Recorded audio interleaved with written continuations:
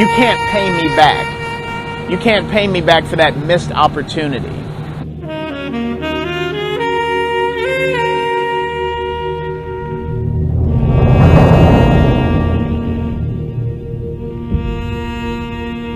It's foolish to let your oppressor tell you that you should forget about the oppression that they inflicted on you.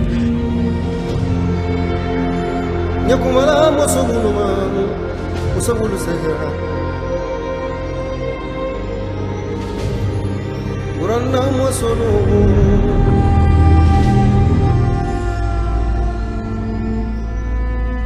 else has gotten like money for all the wrongs that were done against them, but somehow black people are like immune from litigation.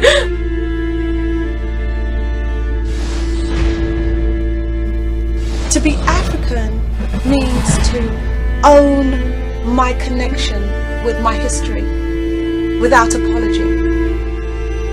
Songs we would never hear, histories we would never know, art we would never see, because the European had the capacity to destroy and then they had the moral restraint not to. Just like there was a process to make a slave, and the process to make a colonial African, there has to be another process to remake the African slave in the African colonial mind. And many of us think that we're emancipated. But we're not emancipated. Our actions are determined by the mental prison walls that we continue to inherit. And unless we begin to understand where we're coming from, what we have been, where we have gone, what has happened to us, we're in no position to change our condition.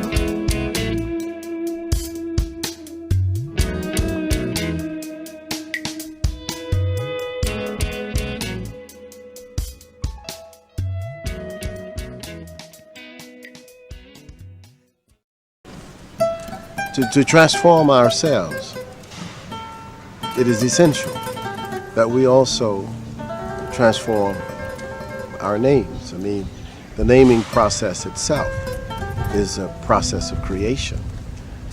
When the Europeans gave African people their names, and they gave us these names by the fact that we were enslaved. I mean, to enslave people, one of the first things you do is to take away their names. Give them names that you want them to have.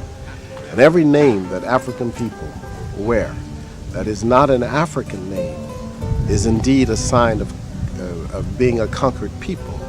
So the first act of transformation I call an ordinary act of transformation, and that is when African people who do not wear the names of their ancestors change their names to reflect their ancestors' lives. The second I call an extraordinary act of transformation. That's when it is not merely the changing of the names that is important, but it is also the changing of our behavior, the changing of our attitude, the transforming of our actions, becoming, in effect, people who are responsible for ourselves, accountable to ourselves.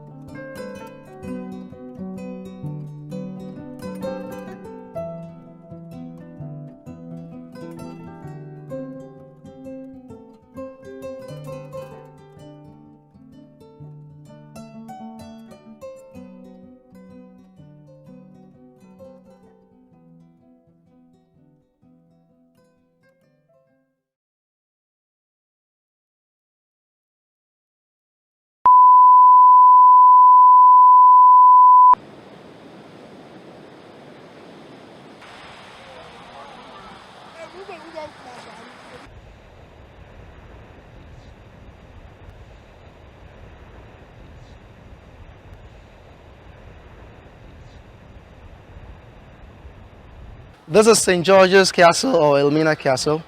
It is the biggest and the oldest in the world when you talk of transatlantic slave trade. It was built by the Portuguese in 1482, and to them they had two reasons basically why they built it. One for trade and two for missionary work. Initially we were trading in gold, in ivory and later spices, so all the rooms on the ground floor were being used as storerooms or warehouses. However, in the early 16th centuries, it shifted from the gold and others to human trade, and when it got started, the same storerooms were then transformed or converted to holding cells or dungeons where the Africans were kept. In total, the castle had a minimum of 1,000 captives at a time. This section of the castle was the female section. We're talking of 400 people here at the time. Now, we need to understand that when the Portuguese and the Dutch came over here to trade, most of them never brought their wives. Over here also, they could not stay without them. So the governors, the soldiers, the traders kept on abusing the women here in the dungeons. Now, whenever the governor wanted, because of his position, he just came and stood up on the balcony there and ordered. Women were taken from the dungeons all over here to this courtyard. So from there, he just looked through and then made his choice. The woman chosen could have stayed in the dungeons for a whole month. And all the time in there was not a single occasion she could clean her teeth. She never took a bath or bathing. She should have gone through the menstrual cycle. Yet she's the one chosen by the governor. So then it became the responsibility of the soldiers to clean her. How did they do it? They fetched water from the cistern. They washed the woman at the center of the courtyard, whilst all women from the dungeons looked on. After the humiliation, she was dressed up, given something to eat, and she was taken up the stairs there. We call it the private access to the governor's bedroom. After the governor had used her in most cases, he never stayed with her. So after, she was brought back to the dungeons.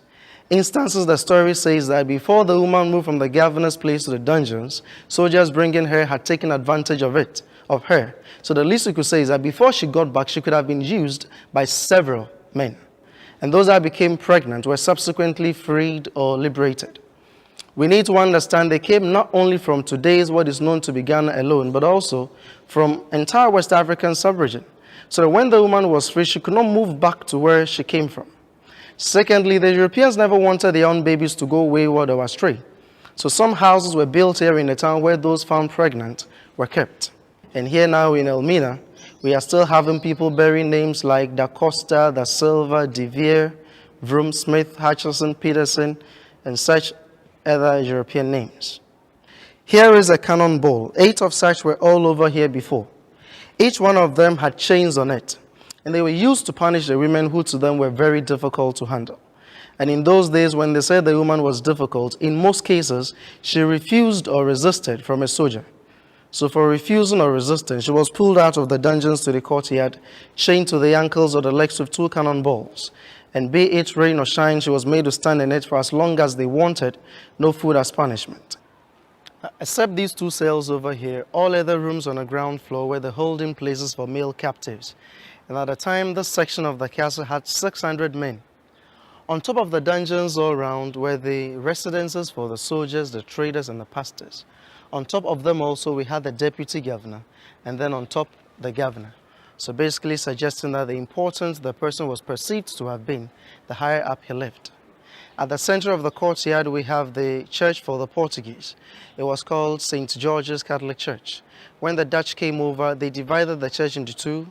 They used the top as a soldier's mess where they were eating and drinking, and the down there, the hall of trade, where people were auctioned or were sold. Of the 2 cells, the first was for the European soldiers, those who got drunk and misbehaved. They were put in there for some time and they were freed. And the next one with the skull and the crossbones was the condemned cell, and that was for Africans in the dungeons who were fighting for freedom. So the leaders of the freedom fighters were captured and put in there, no food, no water until death. And when anyone died, they just went in for the body, threw it into the sea. The whole idea was to serve as deterrent to those in the dungeons. When one was in there alive, the next person could be there dead. And until the soldiers had gone in for the dead one, the one alive had no choice but to be buried. Instances, you see body show signs of decomposing. Instances, one alive will be there with the dead one until he also died.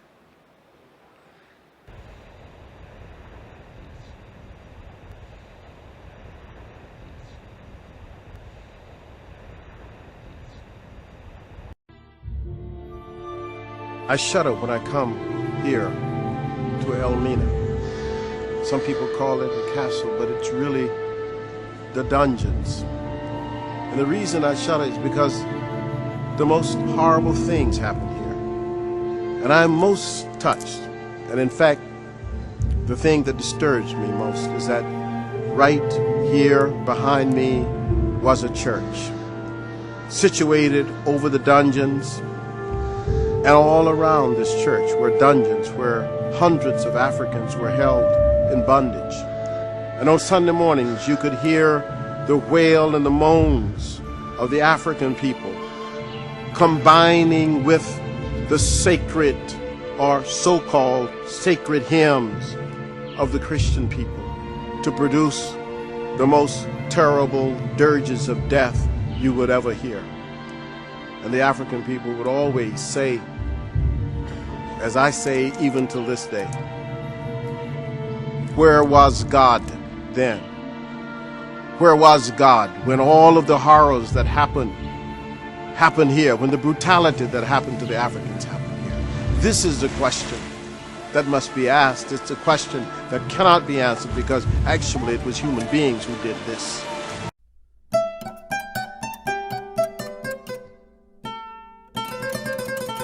Okay, nobody can tell you the precise number, but I can tell you that it has been an interesting discussion and debate. So that, and a lot of debate has focused on the magnitude of the trade. How many Africans were actually transported from Africa to the Americas, to Europe? How many Africans were transported from Africa to Asia? How many Africans were transported from Africa to Europe, to the Mediterranean via the Eastern trade? The number has been estimated, and it ranges from 100 million to the low and kind of really ridiculous estimate of this gentleman named Curtin of about 10 million. And Curtin and all of his students have had the dominant voice in history for no reason. I mean, no reason at all. Every statistical analysis that I have done of the evidence, every demographic analysis I've done of the evidence produced by most historians who work in this area have been saddeningly low. But these historians are a very peculiar bunch of people. They feel that by claiming that something is wrong without any kind of evidence that it's wrong is sufficient to continue to make the same error. That is, they are very arrogant about the ignorance that we have about the actual numbers who were murdered in the slave trade. So since we can't get the actual numbers, we can, from looking at population numbers that we do have from some areas, get a general sense of the size of Africa's population and a general sense of the size of those who were enslaved. We would have to put that number somewhere between 20 and 50 million people. Now, and this is not considering those who would have died in the process. When these people would come to capture the Africans and bring them to the coast, many would die because many would fight, and many had no notion of giving up their freedom. And so for that, you would have to add that number to those who were enslaved and those who would be forgotten. Right? And so then that increases your number, let's say by a magnitude of 5 to 10 million, which then means now you're at what? 25 million to 60 million. All right? It's a pretty wide range. I understand that. Just work with me and you see how we get there. Now, for the African continent and its population, it is generally thought that between 1600 and 1900, the population of Africa on the continent was at about 125 million. Okay, 125 million. And a lot of this has to do with the environment in Africa. It has to do with the kind of technology that was developed and used in Africa. And at that point, you got large numbers of Africans being torn out of Africa. So you got a steady state population of 100 million, and the population didn't grow. And in fact, it declined during this period of time. And now a lot of people debate whether Africa's population actually declined or not as a result of the slave trade. And I think it's a foolish discussion, but let's give them their due. And let's say Africa's population did not decline. One thing we know is that it did not grow to its full potential, because the Arab slave trade focused on young women. The European slave trade focused on young men. These are the individuals in their most productive stage of life being ripped from Africa. Therefore, their reproductive capacity is experienced in Asia, is experienced in the Americas. So those children who would have populated Africa are not there. Therefore, its devastating impact on the African population is fundamental. But there is not only the devastation, there is also the hope and potential of what happens to those who are taken abroad, because they give the world cultural innovation and revolutions that it had never saw before. They bring forms of government to India that were never thought of before. They bring forms of governance and forms of culture and forms of expression and forms of religious practice to the Americas that were never imagined before.